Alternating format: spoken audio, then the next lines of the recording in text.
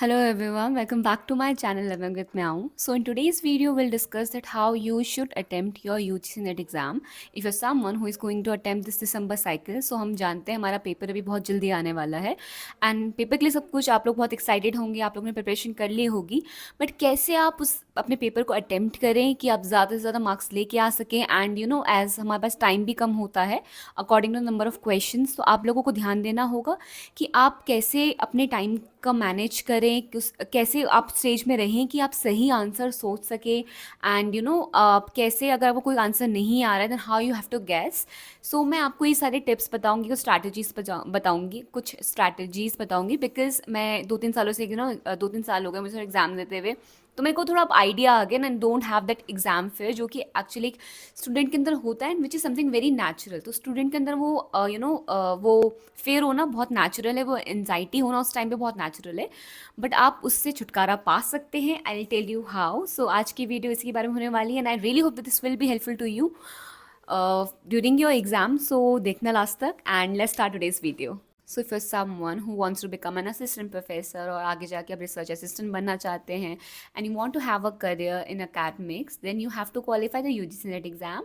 And for that I have one platform which is physics वाला, जिन्होंने कि अपना न्यू बैच स्टार्ट कर दिया है and their mission 1.0 JRF batch for 2025 is here. So if you're someone who's preparing for UGC NET exam, आप physics वाला की न्यू बैच में इनरोल कर सकते हैं. उनकी बैच की वैलिडिटी है 31 दिसंबर 2025 तक एंड उनके बैच में पेपर 1 के साथ हमें मिलता है पेपर 2 के subjects of commerce, computer, economics, education, history, political science, English literature and Hindi literature.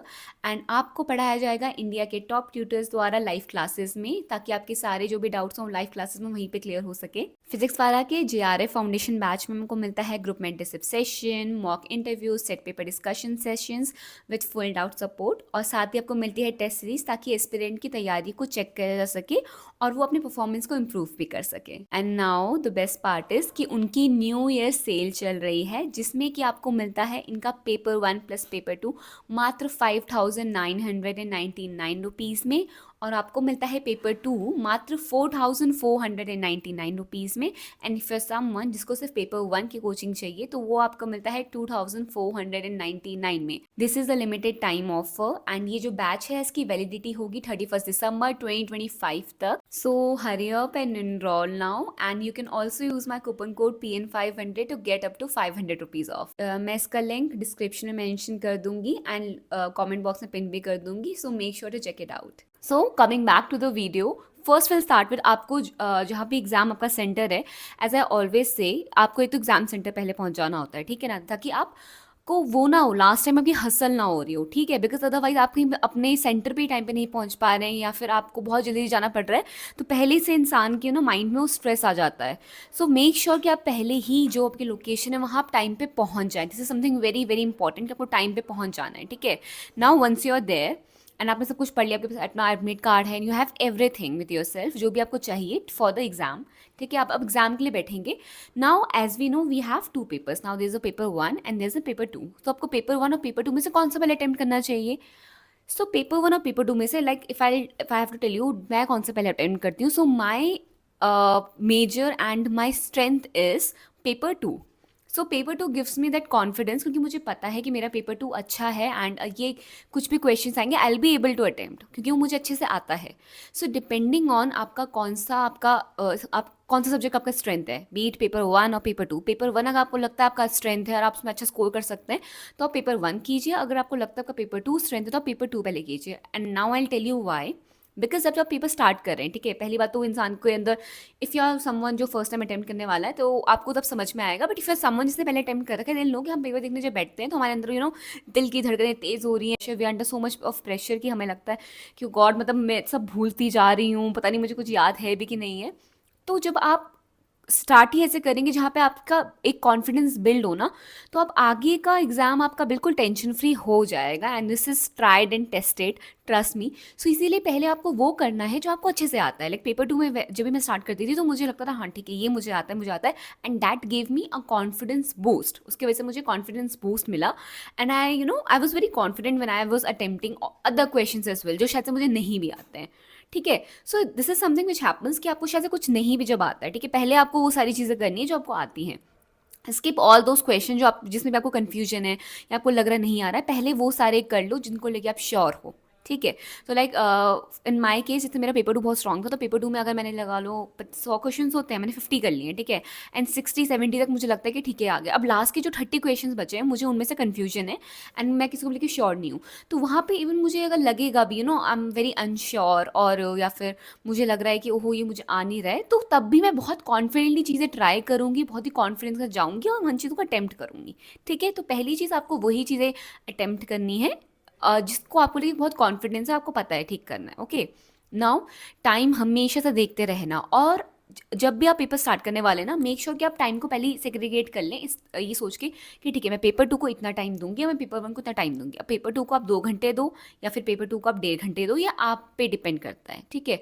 Now as we know paper 2 ज़्यादा हमारा मेजर पोर्शन है, उसमें 100 क्वेश्चन होते हैं, जो पेपर 1 है उसमें 50 क्वेश्चन होते हैं, ठीक है। तो 100 क्वेश्चन वाले में आपको कितना टाइम देना है और 50 क्वेश्चन वाले में आपको कितना टाइम देना है, क्योंकि लास्ट में टाइम चला जाता है एंड मतलब फिर आप शायद से आपको समझ में ना आए कि मतलब आप लास्ट में आपका पेपर छूट जाए या फिर आपके कुछ क्वेश्चंस रह जाएँ या आप लास्ट में करते करते रह जाएँ। इसीलिए मेक श्योर कि आप टाइम मैनेजमेंट का यहाँ पे ध्यान दें और उन सारी चीज़ों को पहले अटेम्प्ट कर लें जो आपको अच्छे से आती हैं। सेकंड, आपको अब टाइम फ्रेम के अकॉर्डिंग चलना है कि ठीक है ये मतलब अब मेरा लास्ट का 1 घंटा बचा है, मुझे ये करना है। एंड वन मोर थिंग कि हमेशा से आपको ध्यान रखना है कि लास्ट का जो टाइम है, ओके, वो जो आपके 10 मिनट होंगे उस तक आपका पेपर हो जाना चाहिए, बिकॉज 10 मिनट आप जाके अपने सारे आंसर्स को रीचेक करेंगे, ओके।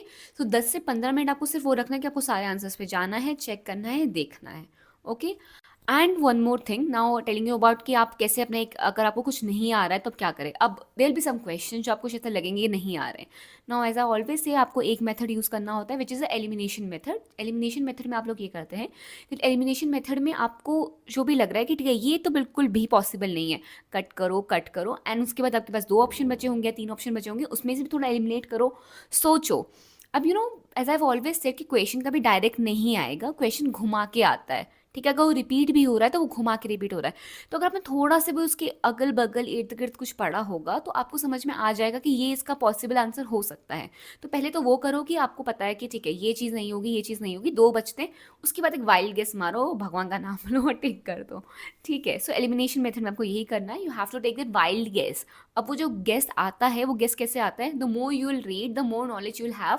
आप एक अच्छा गेस कर सकते हैं, आप एक स्मार्ट गेस मार सकते हैं, and this is what I always say ना, जितना पढ़ सको उतना पढ़ो, क्योंकि जितना भी आप पढ़ोगे ना आपके एग्जाम में काम आएगा। इवन आपको कुछ नहीं भी शायद समझ में आ रहा है, आप एक अच्छा गेस वहाँ पे दे सकेंगे, आप एक सही आंसर, मतलब there is a more possibility and a better possibility कि आपने जो गेस किया है वो सही होगा अगर आपने काफ़ी कुछ पढ़ा है। And if there something, because सोचो एक क्वेश्चन आया है, ठीक है, उसमें 4 ऑप्शन है, शायद से आपको सही ऑप्शन नहीं पता है पर शायद आपको गलत ऑप्शन पता होगा कि देखो ये तो गलत ऑप्शन है तो ये तो नहीं होगा, ठीक है। This is what I am talking about कि आपको जितना पढ़ोगे आपको क्या पता सही ना पता हो, पर अगर आपको गलत भी पता है तो भी you will be able to attempt that question, okay.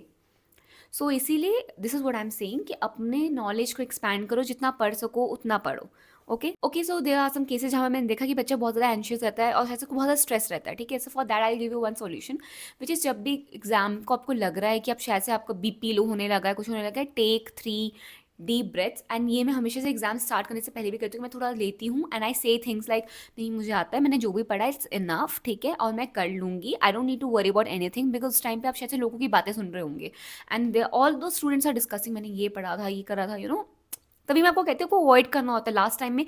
किसी से अपने पेपर के बारे में डिस्कस मत करो, अच्छा अच्छा आपने प्रिपेयर किया है नहीं करा है, लेट इट बी, अब तो वैसे पेपर देने जा रहे हैं, ठीक है। तो किसी से डिस्कशन नहीं करना है, all you have to do is you have to be you know you have to say things to yourself, जैसे कि okay I have done enough, मैंने बहुत पढ़ा है, this is enough for me, मैं अच्छा परफॉर्म कर लूँगी and I don't need to be anxious और I don't need to be in a stressful situation because I have done enough, और मैंने जो पढ़ा है मैं वो नहीं भूलने वाली हूँ and god is with me, जो भी होगा मेरे अच्छे के लिए होगा, so I don't need to worry about anything, ठीक है। और लोगों के अगल बगल बातें अगर कोई डिस्कस भी कर रहा है उनके साथ हाँ हाँ कर दो, उसे बोलो राइट ये वो, सो बट ज़्यादा डिस्कशन में नहीं जाना, ठीक है। जहाँ पे भी आपको लगे कि आप डीमोटिवेट हो रहे हो उस सिचुएशन से हट जाओ, ओके। सो ये चीज़ें आपको एग्जाम में करनी है और आपको सभी चीज़ें फील होंगी, सो ये चीज़ें आप सब ध्यान रखें, okay. So yeah that's for today's video and I just wanted to make this video because आप बहुत सारे बच्चे ऐसे होंगे, मैंने वहाँ पे भी देखा है कि सेंटर में बच्चे बहुत ज़्यादा इस चीज़ को लेके स्ट्रेसफुल रहते हैं। मैंने खुद का भी एग्जांपल दिया, मैं भी थी। So what help me, I hope it will be helpful to you when you will be giving your exam. So yeah, I guess this video was helpful to you. Do let me know through your feedback and your comment, and I'll see you in my next video. Till then, tata, bye bye.